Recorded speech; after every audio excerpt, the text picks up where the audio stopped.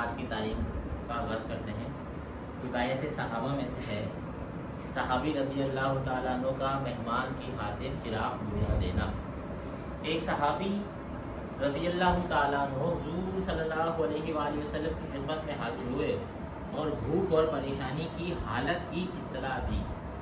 حضور صلی اللہ علیہ وآلہ وسلم نے اپنے گھروں میں آدمی بھیجا کہ کہیں کچھ نہ ملا تو حضور صلی اللہ علیہ وآلہ وسلم نے صحابہ رضی اللہ تعالیٰ عنہ مجمعین سے فرمایا کہ کوئی شخص ہے جو ان کی ایک رات کی مہمانی قبول کرے۔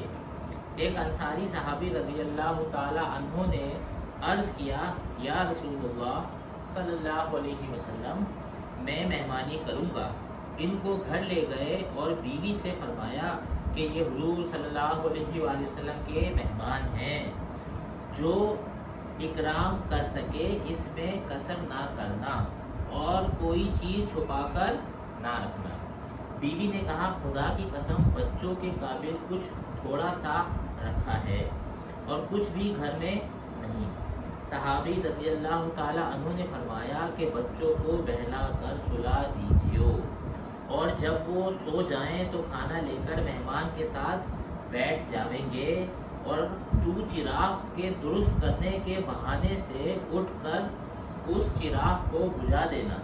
چنانچہ بیوی نے ایسا ہی کیا اور دونوں میاں بیوی اور بچوں نے فاقے سے رات گزاری، جس پر قرآن پاک کی یہ آیت نازل ہوئی جس کا ترجمہ ہے، اور ترجیح دیتے ہیں اپنی جانوں پر اگرچہ ان پر فاقہ ہی ہو۔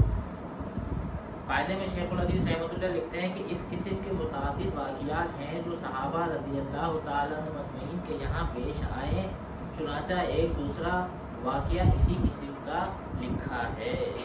اللہ پاک میرے دوست بزرگوں ہم سب کو صحابہ کرام رضی اللہ تعالیٰ عنہ مجمعین کے نقش قدم پہ چلنے کی توفیق عطا فرمائے۔ اللہ پاک ان باتوں کا یقین نصیب فرمائے، ان پر عمل کرنے کا توفیق عطا فرمائے۔ لا الہ الا انت سبحانک انی